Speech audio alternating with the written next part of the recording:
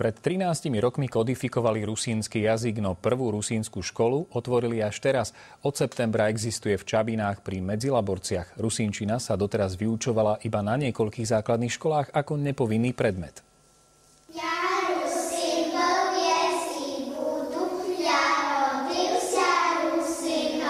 V Čabinách pri Medzilaborciach je prvá rusínska škola na Slovensku. V obci pred 15 rokmi zanikla základná škola. Deti museli cestovať do Medzilaboriec. Minulého roku v materskej škole bolo 9 prípravkárov, takže tým pádom sme začali koketovať s myšlienkou, že utvoriť tú prvú národnostnú školu rusínsku. V prvom ročníku sa učia abecedu. Azbuku sa budú učiť až v druhom ročníku. Vyučovanie prebieha formou komunikácie v rusínskom jazyku. Doteraz sa na žiadnej škole rusínčina nevyučovala ako povinný predmet. Snáď, kým dojdu do toho 5. ročníka, možno sa už otvorí aj druhý stupeň s vyučovacím jazykom rusínskym. Riaditeľka školy je presvedčená, že rusínsky jazyk má budúcnosť. Otvorila sa aj katedra rusínskeho jazyka v Prešove. Školu zriadili vďaka finančným prostriedkom Rusína žijúceho v zahraničí.